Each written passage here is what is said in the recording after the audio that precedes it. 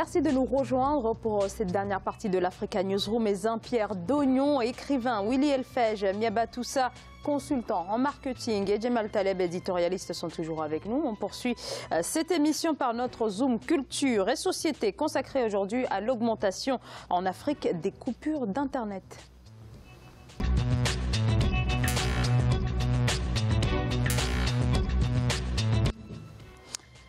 Les coupures d'Internet et des réseaux sociaux, une réalité sur le continent en période électorale et de grogne sociale. Aujourd'hui, on assiste à une augmentation inquiétante de ces coupures d'Internet, perçues par beaucoup comme une volonté de mettre un terme à toute voix dissidente. Siamlo, Victoria Sedji.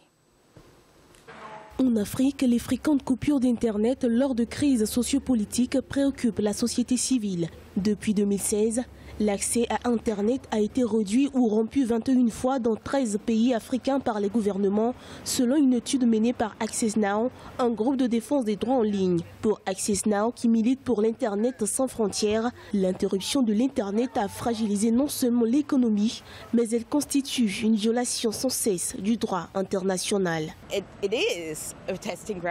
Nous avons vu des sociétés occidentales vendre des produits de surveillance à plusieurs régimes répressifs comme la Libye ou encore le Gabon dès 2009. Pourquoi?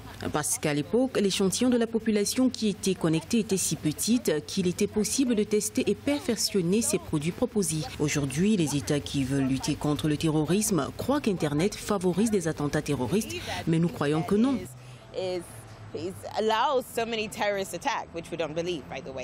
Si les médias sociaux ont parfois été la cible principale, il faut admettre que cette coupure d'Internet à l'heure du numérique n'enchante pas les opérateurs économiques qui perdent de nombreux marchés selon Access Now, qui estime qu'au Togo par exemple, la coupure d'Internet lors des dernières manifestations de septembre 2017 a coûté environ 300 000 $ par jour.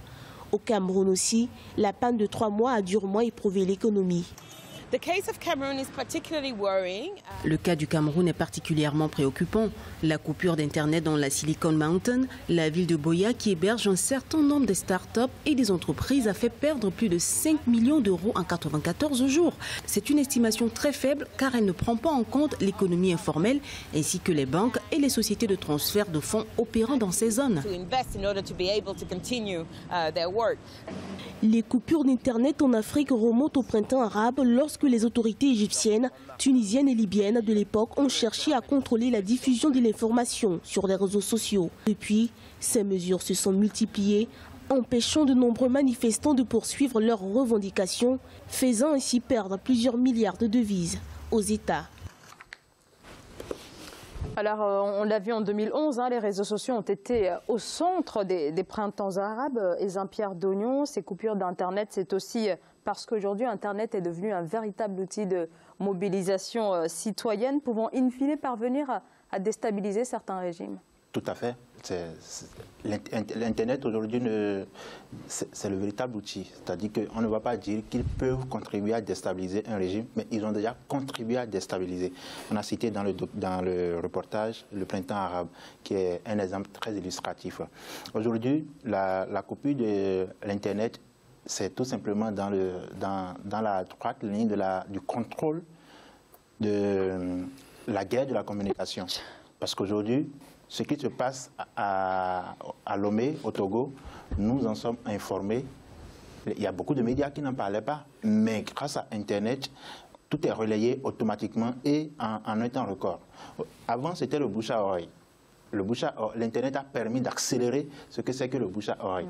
Quand vous avez aujourd'hui un événement qui se passe dans un lieu X ou dans un lieu Y, grâce à Internet, vous pouvez être à un endroit P, vous êtes systématiquement informé. Mais malheureusement, nos politiques pensent que Internet est un outil qui contribue en quelque sorte à salir leur image. Il est perçu comme une menace. Il est perçu comme une menace. Mais ce qu'ils ne voient pas, ce que ne voient pas aujourd'hui les hommes politiques, c'est le côté économique de l'Internet en Afrique. C'est-à-dire que moi, j'en connais des gens qui ont des entreprises, qui sont basées ici en France, qui travaillent dans tous les pays africains, qui ne se déplacent pas, mais ils ont des représentants un peu partout. Il y a des comptes rendus qui sont faits par chaque minute, chaque seconde, chaque heure, grâce à Internet. C'est-à-dire que le côté économique est ce que nous devrions voir aujourd'hui. Quand on coupe Internet dans un pays, en Afrique, c'est comme si vous coupez l'eau, en fait. Aujourd'hui, Internet, c'est la source virale, c'est l'eau pour les Africains. En tout cas, pour le monde entier. On ne peut pas se permettre, pour des raisons politiques, de mettre fin aux poumons de la population, parce que c'est ce qu'est aujourd'hui Internet pour le monde entier. Willy Elfej, Miaba, tout ça. Alors, écoutez, moi je vais rejoindre ce qu'a dit mon cher frère, à savoir, pour moi, je vais être radical. Les hommes politiques, à force de trop politiser justement tout ce qui se présente à eux, ils ont loupé le train des nouvelles technologies pour moi. Et ils perdent, ils ne s'en rendent pas compte, mais ils perdent même du terrain par rapport aux citoyens qu'ils tentent de séduire par moment. Aujourd'hui, on est à l'ère de la mondialisation. Internet, comme l'a répété mon collègue, c'est quelque chose dont on ne peut plus se passer. Et au-delà de la dimension économique, c'est quand même un espace d'émancipation des citoyens, de liberté d'expression, et qui permet à chacun de pouvoir donner son avis sur un certain nombre de points.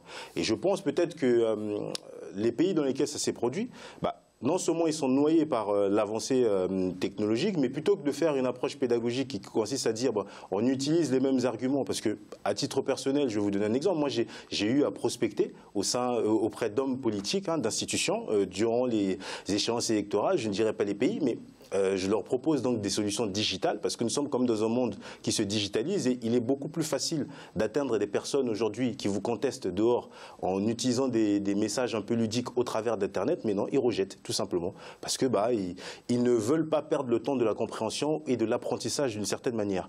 Et je trouve que c'est déplorable, parce que finalement aujourd'hui, qu'on soit de l'opposition ou du pouvoir, il y a une autre manière de toucher le peuple, et c'est Internet. Et on ne peut pas aujourd'hui s'enfermer comme ça et utiliser des techniques aussi rétrogrades comme on a pu le voir, avec les conséquences que ça peut avoir.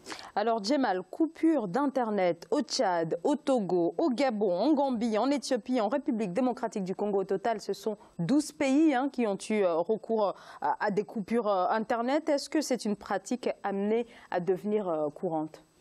J'espère que non. Et je vais vous dire, je pense même que c'est inutile et que c'est un combat d'arrière-garde. D'ailleurs, ceux qui l'ont fait, les premiers, l'Égypte, la Tunisie, la Libye, sont tous tombés. C'est-à-dire que vous pouvez vous couper comme vous voulez, quand la détermination de la population est là pour vous faire tomber, de toute façon vous tomberez, Internet ou pas Internet. La deuxième des choses, c'est qu'il ferait mieux, plutôt que de couper Internet, de donner un peu d'électricité, de donner un peu d'eau, et qu'en définitive, il est très compliqué de dire, et vous avez raison de penser que c'est un vrai vecteur de développement économique, mais enfin, il lui manque quand même des routes qui fonctionnent, il lui manque un peu d'électricité dans la journée, il lui manque des choses un peu nécessaires pour accompagner le développement. La troisième chose, c'est que le virage de la fibre a été malheureusement beaucoup raté par beaucoup de pays africains, et quel dommage. Ça aurait probablement contribué à ce que vous appelez vous le développement économique à juste titre.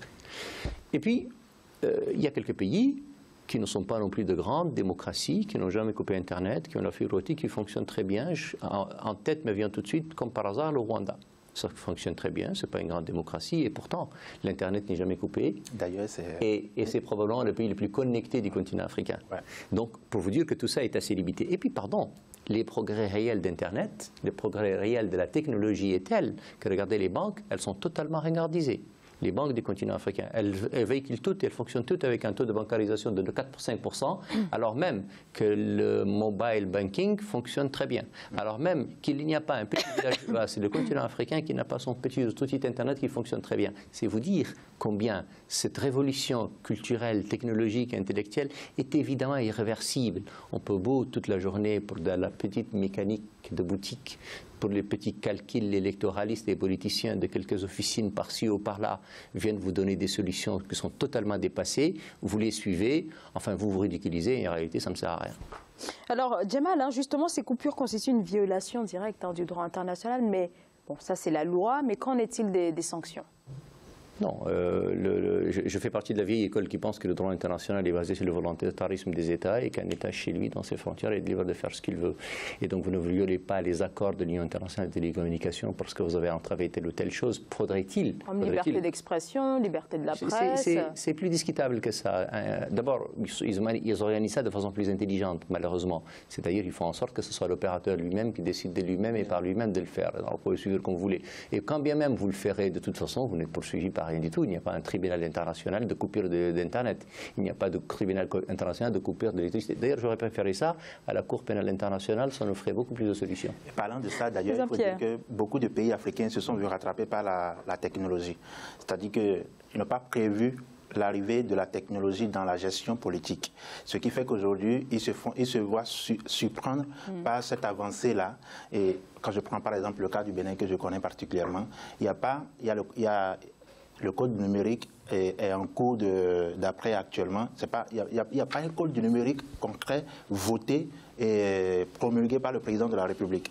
C'est actuellement après les élections de 2016 et vu en fait l'impact de l'Internet sur les élections présidentielles qui sont en train d'en faire un cas afin de pouvoir maintenant apprêter un code du numérique malheureusement plus en avant-gardiste pour sanctionner. C'est-à-dire que ce qui se prépare du peu que j'ai appris pour la plupart des pays africains qui sont en train de mettre en place des codes du numérique, c'est pour sanctionner ces jeunes-là qui sont tout le temps sur Internet à critiquer, à mettre le bâton dans les roues au gouvernement et au pouvoir. Donc, je pense qu'ils gagneraient tout à mettre un code du numérique en place qui permette en fait le développement de la jeunesse. Ce qui est de plus en plus le cas. Hein. Ouais. Willy Elfej.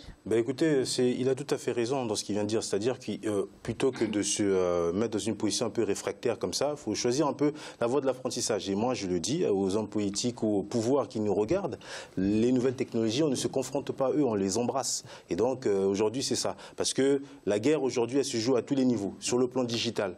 Et il ne faut pas avoir peur de... Vous parliez de transfert du bouche à oreille. En marketing, on parle de viralité. Donc, ce transfert instantané et immédiat de l'information qui peut être utilisé de partout et qui peut être, je veux dire, qui n'est que bénéfique. Donc, soit on embrasse le changement tel qu'il se présente à nous, soit on se frotte à lui, mais après, les conséquences, elles sont dramatiques.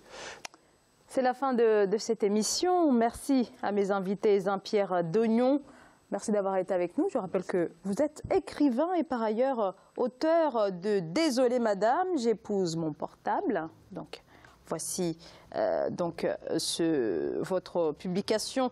Et vous étiez également avec nous tout au long de cette émission. Willy Elfej Miabatoussa, consultant en marketing. Merci pour vos précisions tout au long de cette émission. Merci à vous.